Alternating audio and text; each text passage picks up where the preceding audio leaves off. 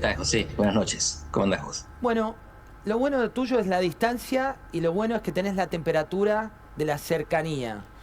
Esto que estamos viendo en el graph por ahora es aventurado, hay que esperar el fin de la elección, pero ¿qué supone? En Argentina, la política normal la conocemos, pero la política excepcional también la conocemos.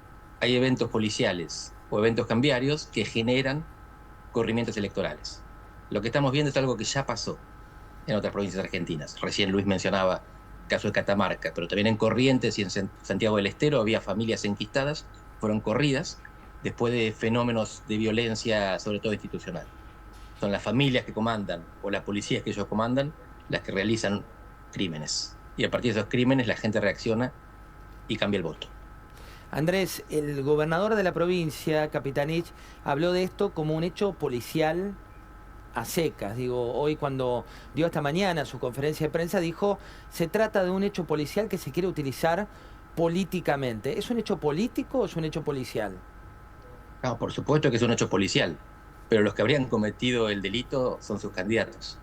Él transformó el hecho policial en hecho político al candidatear a los alegados asesinos. Cuando hablamos de feudos provinciales, de esto que vos decías, lamentablemente la Argentina tiene mucha historia de feudos y el caso María Soledad Morales es tal vez el caso más emblemático.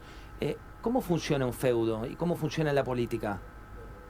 Bueno, te agradezco la pregunta porque yo tengo una objeción a ese concepto. A ver, El feudalismo era un modo de producción. En el feudalismo existían los siervos de la gleba, siervos con S. Eran los esclavos que estaban atados al territorio como los árboles. Y el dueño del territorio, que podía cambiar, era el que tenía una relación de responsabilidad y de autoridad sobre ellos. Entonces los siervos trabajaban y parte del excedente, el excedente de lo que ellos hacían, se lo llevaba el señor de la tierra. Era un modo de producción. Trabajaban los siervos, se lo llevaba el señor. Las provincias argentinas, a las que estamos criticando, no son feudos, porque no son modos de producción, son modos de distribución. Y la distribución se hace con la plata que viene de afuera, sobre todo la coparticipación. Las provincias argentinas no son feudales, son rentistas, porque no son un modo de producción, son un modo de distribución de plata ajena. Y además en los feudos había reglas, incluso el derecho de pernada, que es aquel que se ve en algunas películas muy famoso, estaba establecido. Está mal, es inmoral, pero una ley, una regla, digamos, una norma consuetudinaria, si no escrita. Lo que estamos viendo es que en algunas provincias argentinas no es la ley la que rige, es la arbitrariedad. Así que las provincias argentinas son rentistas y arbitrarias, y no sistemas productivos. Perdón, algunas provincias, quiero ser claro, no son todas las provincias iguales. Lo que estamos viendo es que el Chaco no es el mejor ejemplo. Andrés, mirábamos recién el tema de una provincia que de acuerdo a los datos tiene 54% de pobreza. Digo, ¿cómo pesa eso en un contexto de un caso tan emblemático y por otro lado de un contexto en el cual hay un poder mediático local muy pero muy fuerte? Bueno, aquí se componen dos cosas. La pobreza estructural del interior. Argentina es un país que se desarrolla a partir de la riqueza de la zona núcleo, la gran pampa que exporta al mundo.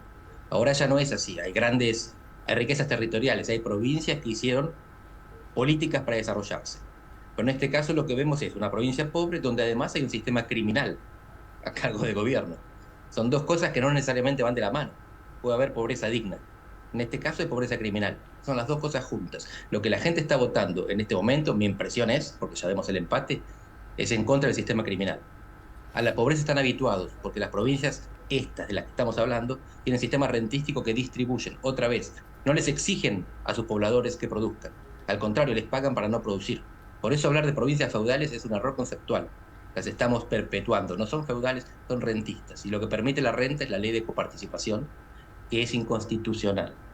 Eso es lo que la política argentina tiene que discutir en este momento y en el futuro. ¿Qué hace con la ley de coparticipación que permite que exista rentismo en las provincias? Y a partir de ese rentismo, crimen.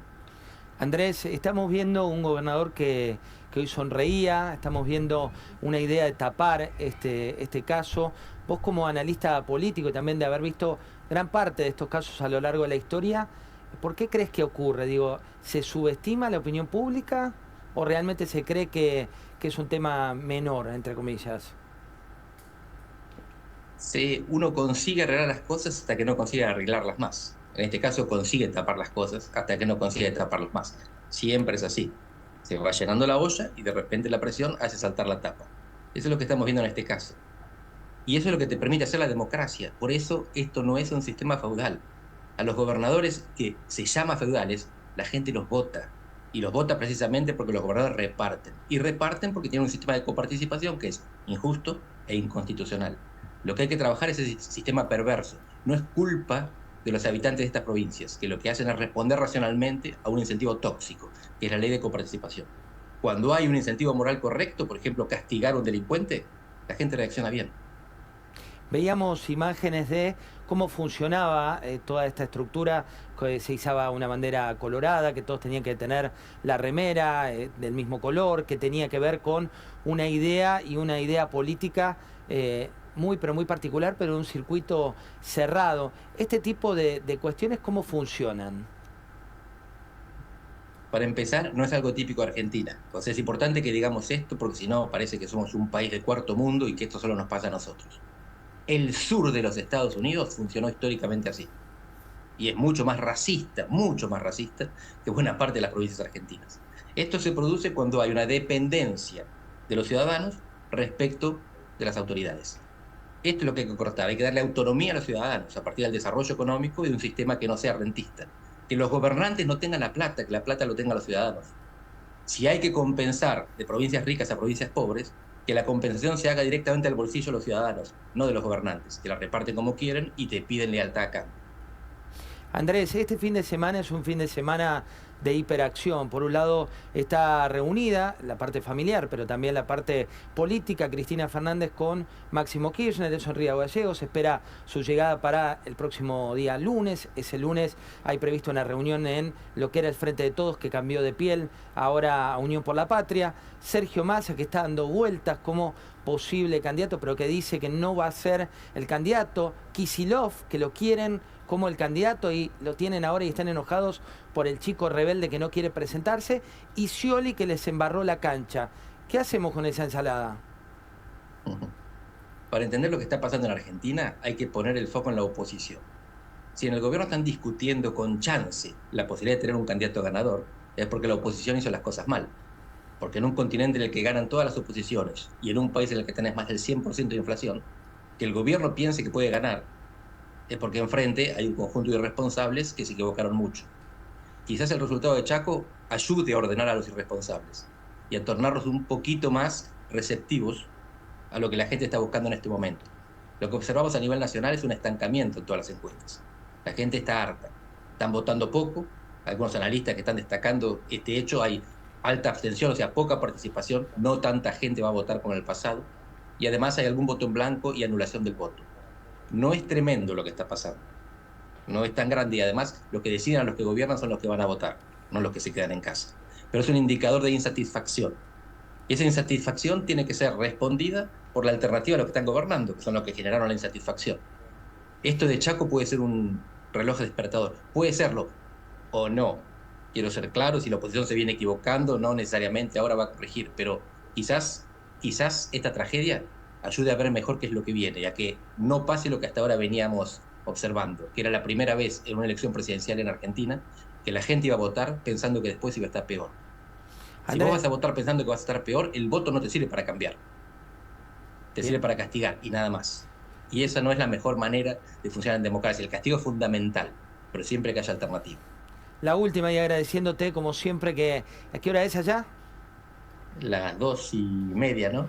Analizaste oficialismo, analizaste oposición, y dentro de la oposición se dio una particularidad hoy, que estamos tanto con foco en una provincia en particular, pero hubo otras elecciones provinciales donde Milei, que aparecía como el candidato puesto, el candidato que iba a crecer y demás, tuvo grandes derrotas.